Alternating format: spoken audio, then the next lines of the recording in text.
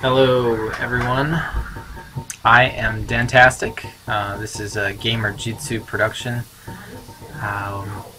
Just going to do some commentary over some PvPing that I did recently. I am currently trying to kind of upgrade my skills in Dark Souls PvPing. Been watching quite a few videos online and things, and this video should be helpful for the intermediate to skilled advanced players. Probably more helpful for the intermediate players, but advanced players may get something out of it as well. So that's the target here. Anyway, just gonna jump right into the action here. This is some PvPing, like I said, I did yesterday actually, and I did edit the video, but I've left in some of my wins and losses.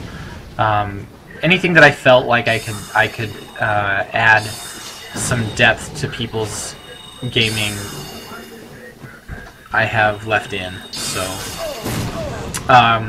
anyway, so jumping right into the action. Often in the forest, of course, you're going to find that as soon as you jump into the forest alive, you will start to be invaded. Often you don't have time to even kill your NPCs. I have not killed my NPCs, obviously, here yet, before being invaded twice. The first gentleman accidentally jumped off the cliff. That happens. I've been on that side of things before where I've jumped off on accident. Here I'm ignoring the NPC completely, as that's, I mean, especially the mage NPC in here, he's not a very big threat, so I just ignored him so that I could kill the Phantom. And I do suggest that is what people do most of the time. Probably everyone does, but here this invader puts on Power Within, as well as he's got Pyromancy spells, and seems to be using the I forget the name of the sword there, but it's the wavy kind of snake sword, upgraded obviously. This gentleman's good. I was actually trying to wait him out. I knew the Power Within was going to kill him, but he skillfully got me in the end there. So the next fight, I just skipped to the fights. I'm leaving out all of the intermediate, like in between the fights, because I did about 3 hours of PvPing, so there's quite a few fights. I edited some out, some of my wins, some of my losses. Like I said, just based on what I think could add depth to people's gameplay. This gentleman's obviously really good. He's definitely a higher level player than I am. He knows how to use the, that's probably the Yato, or possibly the Uchigatana, but he used it very well, and he also mixed it up with his God's Wrath, or Holy Wrath spell as well, very well. So this next person that I get invaded by, we spend a little time feeling each other out. His weapon's doing very little damage to me. I have quite a bit of health, so I'm not really afraid of this guy. I mean, as you can see there, he backstabs me and, you know, hardly touches my life bar, so I'm not extremely afraid. I take some risks with this gentleman just because I know it won't really matter. He's also got I give him his props, of course. He was also using a sword, a shield that is very easy to parry compared to some of the other shields, so I'm sure many of you know that. In this particular situation, I was invaded by a forest guardian, forest, and then I was also invaded by the Black Phantom there as well. I thought that the Black Phantom was just going to back off and let us duke it out, and then duke it out with me afterwards, but he decided, I think, to try to join the fun, so then the Blue Phantom just decided to take him out, and I was happy to let him. So in my PvPing lately, I've been really trying to, I don't invite any phantoms into my world, any good phantoms, any helpers. I've been trying to do more one-on-one, and yes, occasionally, getting invaded by 2 people at once. I feel like, obviously that's the best way to improve your skill set. You're not really going to improve in Dark Souls PvPing by outnumbering your opponents. If you have a friendly with you and you're fighting someone, you're not going to improve your skills. So this person starts out really well against me, hits me with a couple spells.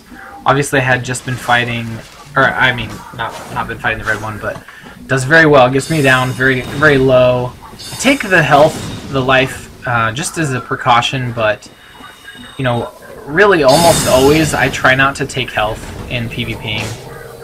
I will if I feel it's warranted, but as you can see, he's poisoned, so I mean he's a little frantic. I got a couple of poison daggers out on him and was able to finish him off, probably because he was a little frantic due to the poison. But even though I took the life, I didn't get hit again, so it wouldn't have mattered one way or the other.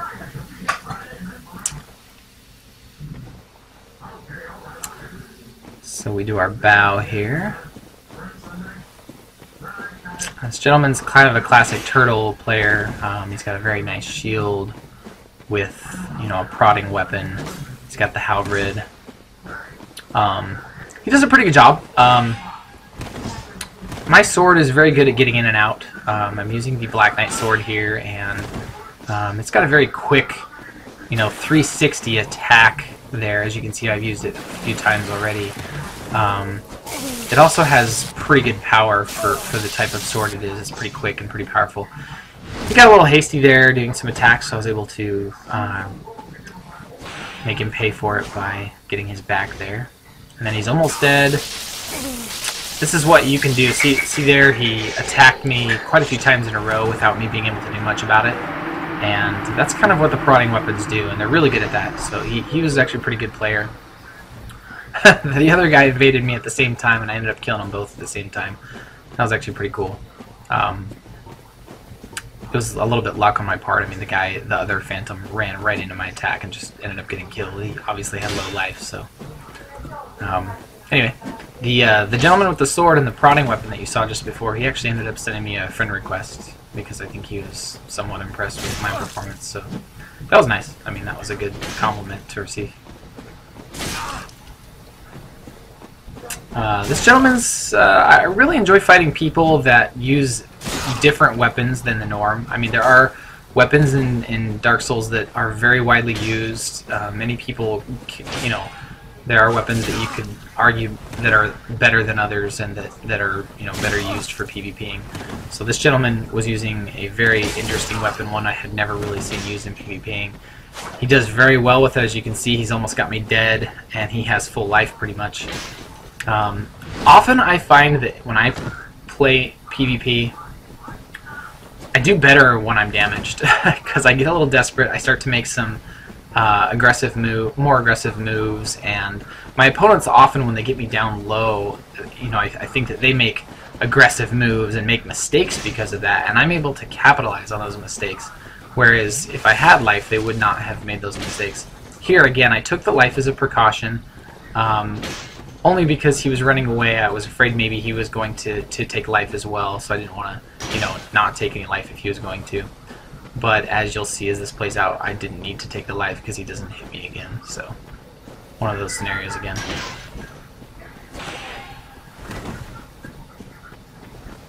He keeps backing off, and I keep getting scared that he's going to try and, take a humanity or something. Right there, I think I got a little lucky on that hit. The hitboxes occasionally are very, very intricate in this game, very weird. So I think I got a little lucky on that last hitbox. So this invader, I bowed to him, and instead he just started to stab me. I saw that from his stab, his backstab, he did virtually nothing to my life bar, so I was really not scared of this guy and just decided to try and get his back. And then as he started to whittle me down a little more, I said, okay, I'm just going to kill him because I don't want to lose to someone like this. I don't like guys that, are unwilling to wait for you to bow or whatever, but that's just my philosophy. Other people have different philosophies. I gave him the the chauvinist animation there because he stabbed me in the back while I was bowing, so I thought it was appropriate. This mage here obviously has very powerful magic. I mean, I'm blocking those magic attacks and they're still doing, you know, a fourth of my bar or more right there. Just ridiculous magic. The dark stuff is just so nasty. It's a great magic spells, and all the mages are definitely benefiting from that new magic. So I took a health. I don't feel bad about taking the health there. I feel like I'm at a huge disadvantage, especially when I'm blocking and I'm still getting hit for, you know, a fourth or more of my life. Very skilled player though. I made a mistake there and he was able to capitalize on. Fair kill. Did it very good.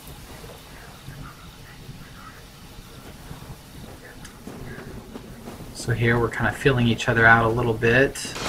Often when people go double-handed on their weapon, I will take my shield out because I feel like it puts me at a little bit of advantage. This invader's sword was really good, and you know, he was a pretty decent player. I could have played that one a little better, but I'm not taking anything away from him. He did a good job. He killed me. So I had fought this person previously. This is the same guy that stabbed me in the back when I was bowing. So again, I wasn't really too scared of this guy, and here, as you can see, I mean, he just endlessly attacks from the front, so I just parried him real easy and killed him in one hit. I wasn't afraid of that guy, but I knew I had just been invaded again, so I was anxious to kill one of them, and he happened to be there first, so...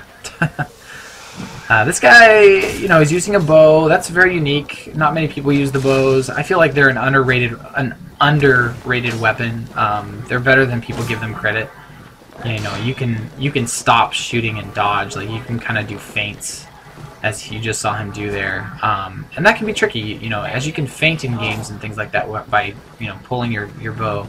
I think that becomes powerful. And look, he's got this the God's Wrath spell. Utilized that very well. I was chasing him. He decided to bust it out right when I was getting him. I got a little lucky and got the backstab on him anyway, and then he turns around and hits me with one more to finish me off. Good job by that guy. Props to him. Very good player.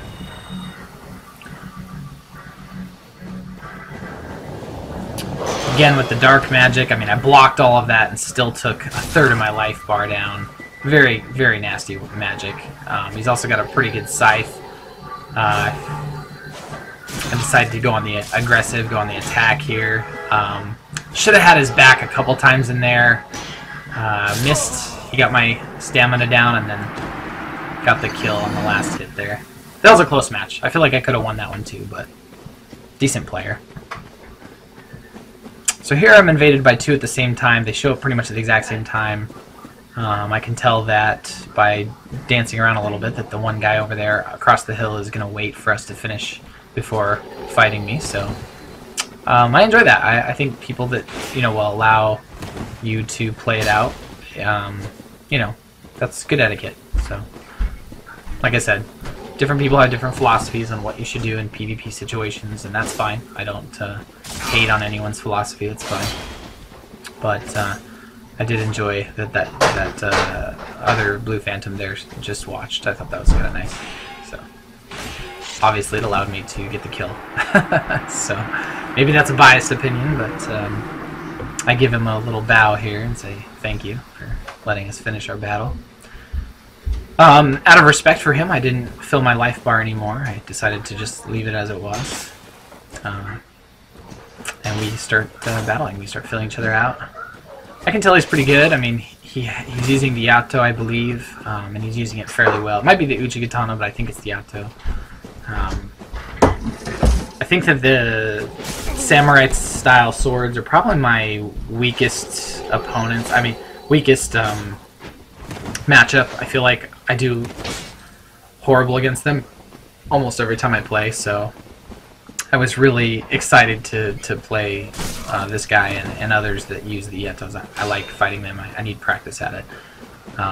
There you can see as he did that dashing in attack. I was trying to parry, and that's something I've been working on a lot, is parrying, and trying to parry especially the samurai style swords, because I find them really hard to parry. I don't know if other people have that problem, but for me they're very difficult to time, and so I was trying there, but I missed a couple times. Was able to finally kill him. That was a close match. I was very low. Right when we finished, some other phantom invaded, so I quickly take some life and give him a bow, and we begin our battle. This gentleman's using a sword that another sword that I really hate fighting. These swords do really good damage, and they have a huge stun rate. If they hit you, you're stunned forever. As you can see right there, he hit me 4 times to kill me, and I couldn't move after each hit. I mean, I was stunned every time. Very powerful weapon. Those ones interest me. I may try and use one at some point, but obviously those bigger swords, like the one you just saw, they're a little easier to parry, so I mean I should have maybe tried for that. But like I said, I'm still working on my parrying game. It's one of the aspects of my game I'm really trying to develop, and it's a difficult task. So this person is very good. Again, he started out using samurai style sword. I think it was the Uchigatana. And then he switches to spear. That was close. I hit him there with that dashing in two-handed attack, and it almost killed him. And at the same time, he did his spinning attack with his halberd and finished me off. It was very good, close. But that player, I think, was probably a little higher class than I was anyway. So close match, but good match. Here's another samurai-style sword. I believe this is also the Uchigatana.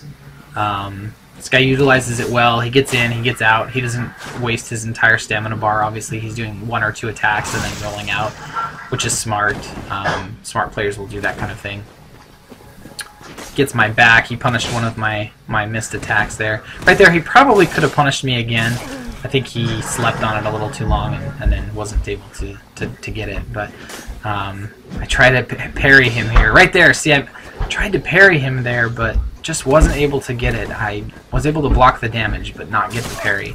Difficult sword to parry. The Uchigatana and the other samurai swords.